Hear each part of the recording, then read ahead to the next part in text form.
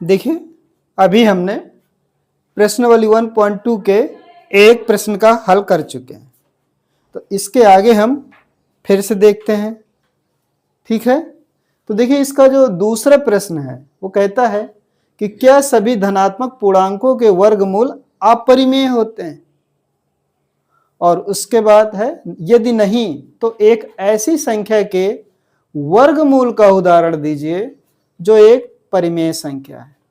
सबसे पहले तो आपको बताना है कि जो भी धनात्मक पूर्णांकों के वर्गमूल अपरिमेय होते हैं।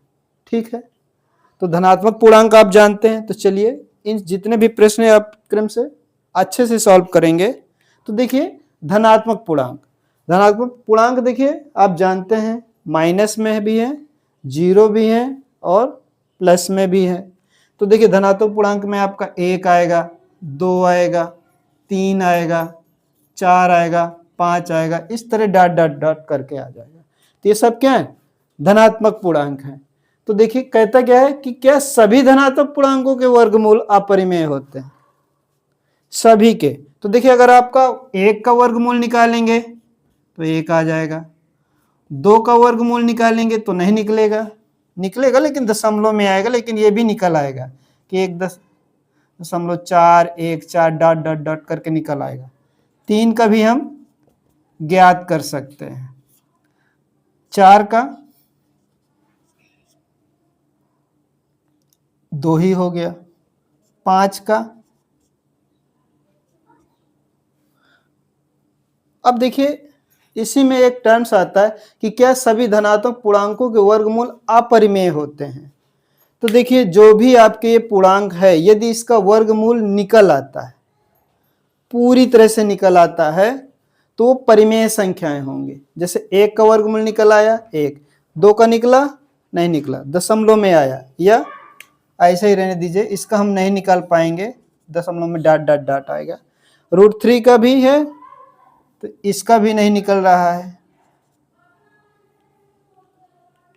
ठीक है, 4 का 2 निकलता, 5 का भी आपका नहीं निकल रहा। तो इस तरीके से हम देखेंगे 4 का निकल आ रहा है, 1 का निकल आ रहा है, √9 का निकालेंगे तो 3 आ जाएगा, 10 का निकलेगा नहीं निकलेगा। तो जिस भी पूर्णांक का वर्गमूल निकल आएगा वो हमारी परिमेय संख्या होगी, और जिसका नहीं निकलेगा वो अपरिमेय संख्या होगी। तो इसी में देख लीजिए कि क्या सभी धनात्मक पूर्णांकों के वर्गमूल अपरिमेय होते हैं, तो गलत हो गया ना, क्योंकि कुछ आपके 4 है, 1 है, 9 है, ये सारे के सारे क्या हैं, धनात्मक पूर्णांक है, और क्या है इनका वर्गमूल निकल आता है, इसलिए क्या है ये परिमेय संख्याएं हैं। आपको पूछेगा कि वर्गमूल के रूप में आपकी कौन कौन सी परिमेय संख्याएं होती हैं, तो आप बता देंगे जिसका भी वर्गमूल निकल आता है वो सारी की सारी परिमेय संख्याएं होती है। फॉर एग्जांपल जैसे √4 वर्गमूल निकल आता है तो ये परिमेय संख्या है, √9 इसका वर्गमूल निकल आएगा तो ये परिमेय संख्या है। हाँ, जैसे आप और 16 है इसका वर्गमूल निकल आएगा तो ये भी परिमेय संख्या है। तो ये कथन हमारा क्या हो गया, गलत हो गया, क्योंकि देखिए सभी धनात्मक पूर्णांकों के वर्गमूल अपरिमेय होते हैं, गलत है, क्योंकि कुछ धनात्मक पूर्णांकों के वर्गमूल क्या होते हैं, परिमेय भी होते हैं। ठीक है, और अब पूछता है यदि नहीं तो एक ऐसी संख्या के वर्गमूल का उदाहरण दीजिए जो एक परिमेय संख्या है। तो देखिए हमने आपको 1, 2, 3 संख्याओं का उदाहरण दे दिया, एक भी आप ले सकते हैं कि इनका क्या है वर्गमूल, एक परिमेय संख्या है। ठीक है, तो ये समझ में आ गया। ठीक है, तो आपको कथन बताएंगे कि आपका असत्य है, और एग्जाम्पल में आपका √4 दे दीजिए, √9 दे दीजिए और √16 दे दीजिए। क्लियर? ओके, इसको आप स्क्रीनशॉट ले लेते हैं। अगला है नंबर 3, दिखाइए कि संख्या रेखा पर √5 को कैसे निरूपित करते हैं। देखिए इस तरह के प्रश्न को थोड़ा विस्तार से समझना है, ध्यान पूर्वक समझना है।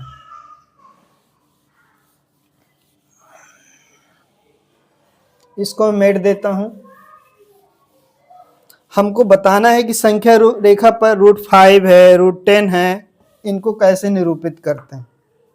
ठीक है, किसका निरूपण है, चाहे √2 का हो, चाहे √3 का हो, √5 का हो, रूट किसी भी संख्या का हो, 7 हो, √10 का हो, इनका निरूपण कैसे करते हैं, कहाँ पे, संख्या रेखा पर।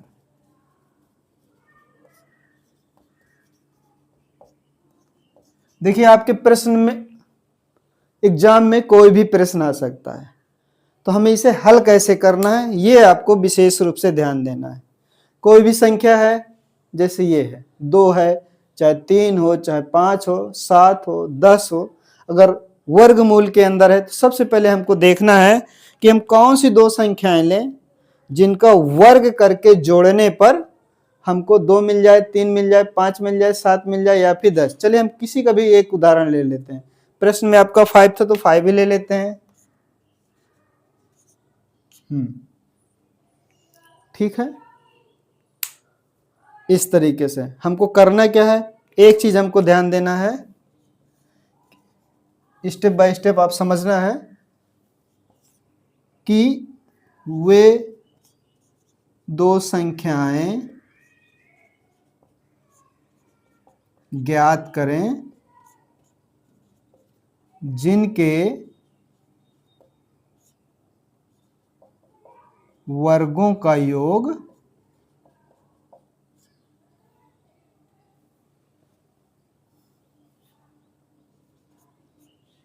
प्रश्न में दी गई संख्या के बराबर हो, संख्या के बराबर हो। अब देखिए हमको 5 को प्राप्त करना है, तो कोई भी दो संख्याएं हम लेंगे। अब जैसे हमने लिया एक संख्या 2 लिया और एक संख्या 3 लिया, अब इनका हम वर्ग करेंगे, 2 का वर्ग करते हैं, 2 का वर्ग बने 2 गुणे 2 बराबर 4 हो गया। 3 का करेंगे, 3 गुणे 3 बराबर 9। अब इनको जोड़ेंगे, कितना मिला,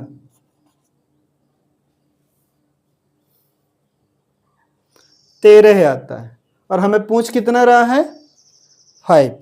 तो ये तो दो संख्याएं बिल्कुल नहीं हो सकती हैं। ठीक है, चलो आगे हम सोचते हैं कि क्या हो सकता है। तो अगर हम एक संख्या 1 ले लें और एक संख्या 2 ले लें, ठीक है, तब देखेंगे तो 2 का वर्ग 4 आ जाएगा और 1 का वर्ग कितना आएगा, 1 ही आएगा, यानी 1 गुणे 1 बराबर 1। ठीक है, और 4 और 1 जोड़ेंगे तो कितना आ जाएगा, 5। बस इतना याद रखना है।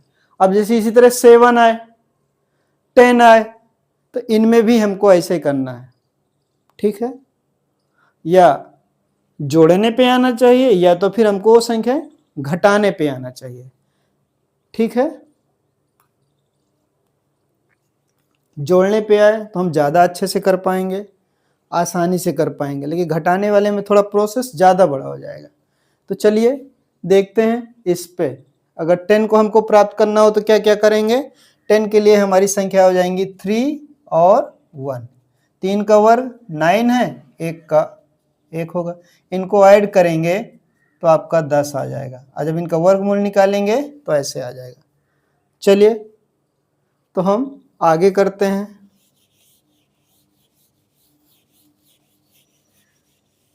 अब देखिए संख्या रेखा पे हमें कितना, वर्गमूल 5 को डिनोट करना है।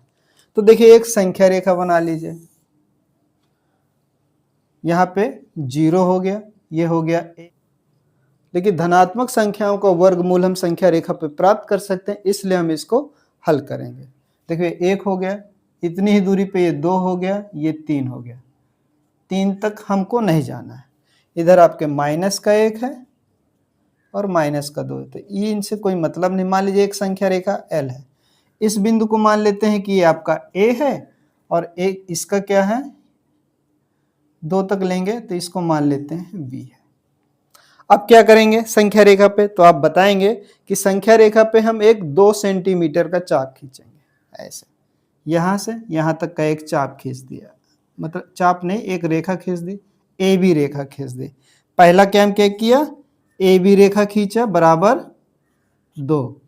अब उसे सेंटीमीटर में मानिए, मीटर में मानिए, इससे कोई मतलब 2 डिजिट का आप कर लीजिए, 2 इकाई का।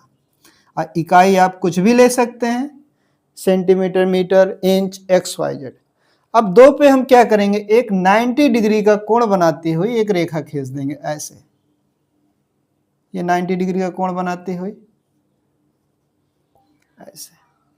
और यहां से हम क्या करेंगे, 1 सेंटीमीटर का चाप ऐसे, यानी 1 इकाई का चाप ऐसे, ये खींच दिया। ये मान लीजिए हमको एक बिंदु से मिल गया, ठीक है। अब यहां से और इसको हम मिला देंगे,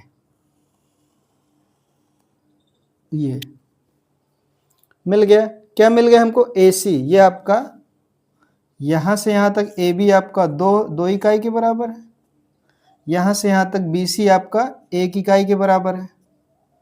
तो संख्या रेखा पे हमको एक AC प्राप्त होता है, और इसी का मान हमने बताया था ना, इसका 2 का वर्ग करेंगे तो 4 हो जाएगा, इसका 1 का 1, तो ये आपका √5 के बराबर हो गया। अब यहां से एक चाप ऐसे खींचेंगे जो हमको यहां पे मिलता है, ठीक है ना। तो इस बिंदु को मान लीजिए D, और D बिंदु ही है जो आपको क्या करेंगे, √5 को डिनोट करे, क्योंकि यहां से ये दूरी और ये दूरी सेम होगी, ठीक है। ऐसे